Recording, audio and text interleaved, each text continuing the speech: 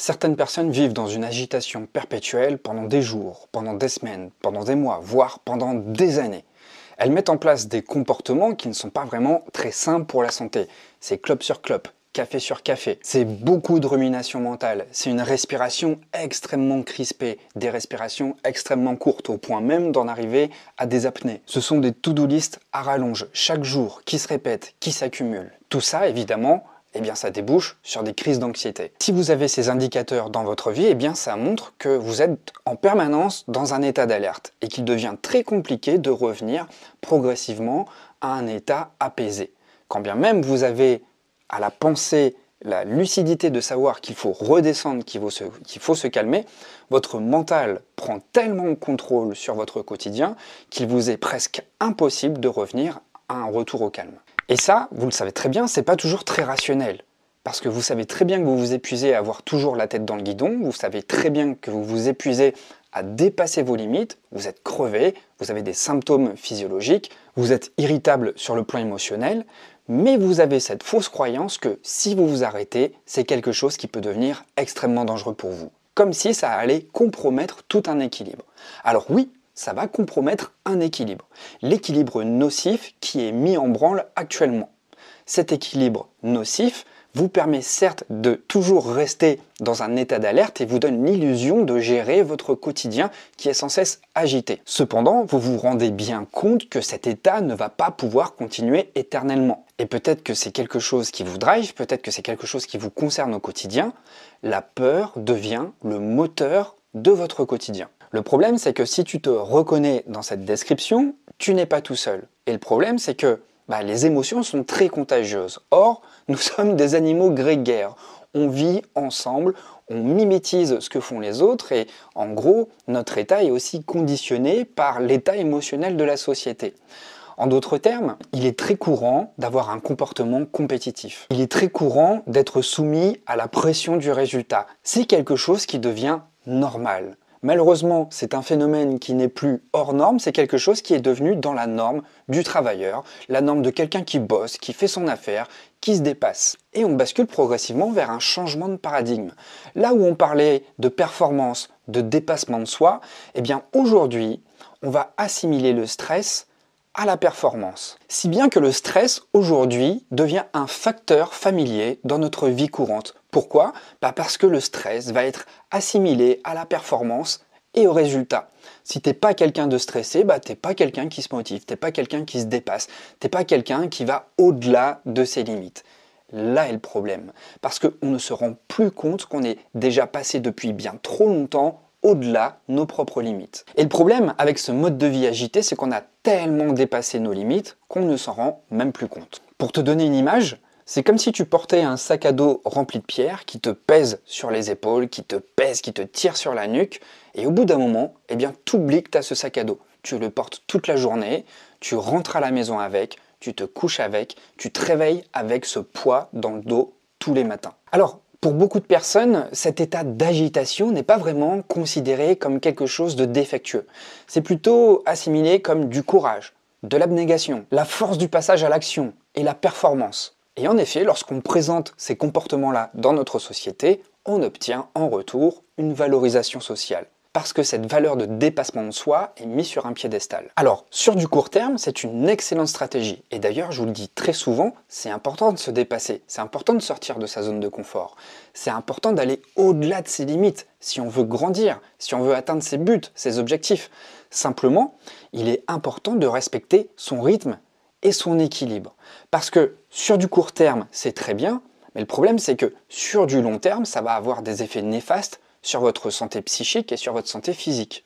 Une agitation prolongée dans le temps va effectivement causer du stress chronique, des troubles anxieux, des crises d'angoisse, l'explosion de colère incontrôlable, une addiction à l'adrénaline, que ce soit à travers le travail ou à travers le sport extrême. C'est une manière nocive de compenser des états d'agitation extrême, de la fatigue chronique et de l'épuisement généralisé, ce qui le plus souvent donne lieu à un burn-out. Donc si vous vous retrouvez dans cette situation-là, il est vraiment important de conscientiser que cet état est certes vertueux sur de courtes périodes, simplement il faut avoir à la conscience qu'il faut revenir tous les jours à un état d'apaisement.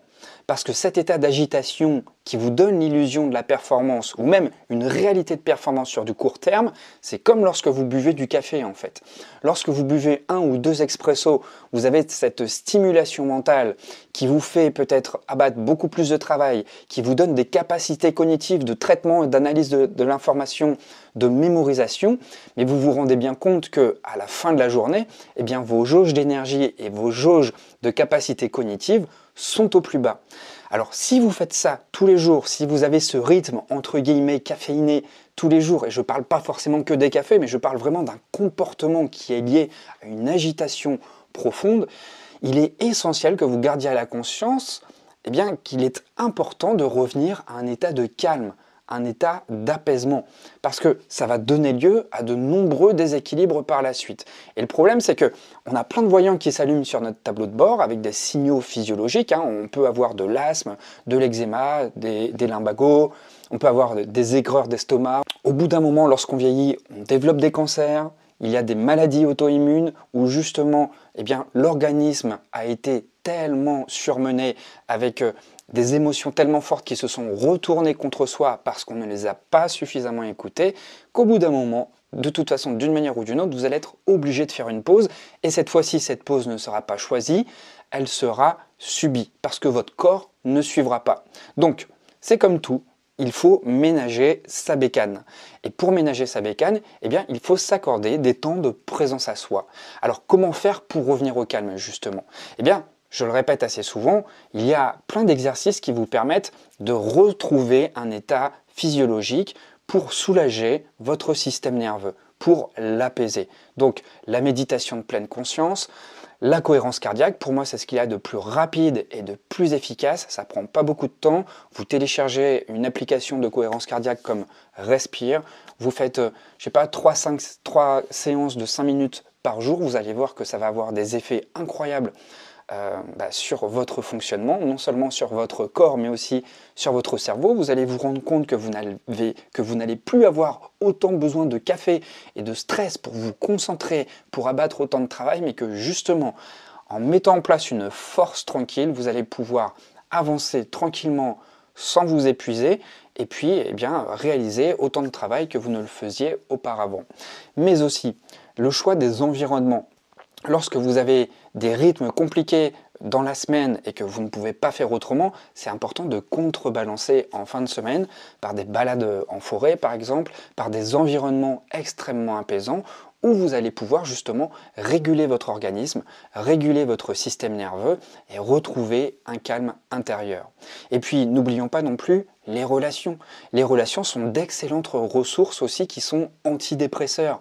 Pouvoir partager des moments sociaux avec des personnes avec qui on a des accointances, avec qui on a beaucoup de points en commun, va nous permettre justement, à travers le lien, eh bien, de décharger peut-être des frustrations qui se sont cristallisées tout au long de la semaine ou tout au long du mois.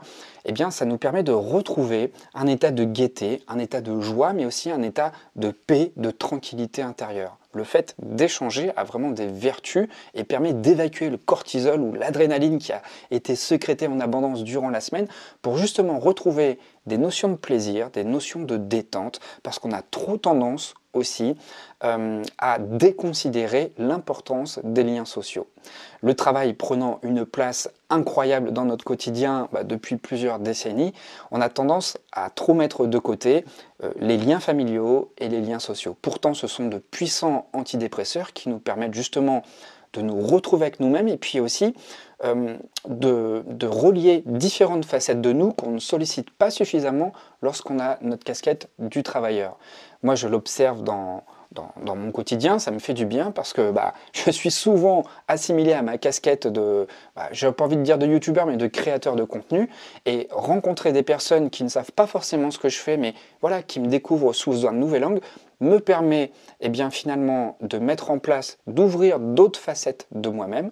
Et donc ça me permet de me ressentir autrement, ça m'enlève aussi la pression du travail, et donc ça vous permet d'exister avec d'autres côtés de votre personnalité. Et ça va vous permettre justement d'explorer de nouvelles parties de vous, de nouvelles ressources, de nouvelles valeurs, ça va vous donner de nouvelles perspectives aussi à vos pensées, et vous n'allez plus penser uniquement que par le travail, que par la réussite, que par le résultat, que par la performance.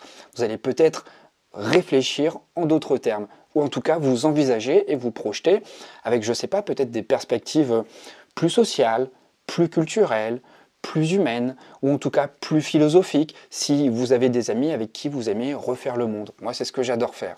Alors voilà, si vous avez envie et si vous avez besoin d'être soutenu à travers un coaching, eh bien vous pouvez réserver un créneau. Vous avez le lien juste en dessous dans la description. Et puis vos commentaires, comme d'habitude, sont toujours les bienvenus. Et moi, je vous retrouve très vite pour une prochaine vidéo. Dans les prochains jours, je vais sortir une formation sur la peur. Comment faire pour que la peur ne soit plus autant paralysante. Comment faire pour s'en émanciper et ne plus se sentir figé par cet effet de la peur. Alors, je vous donne rendez-vous très bientôt et d'ici là, portez-vous bien.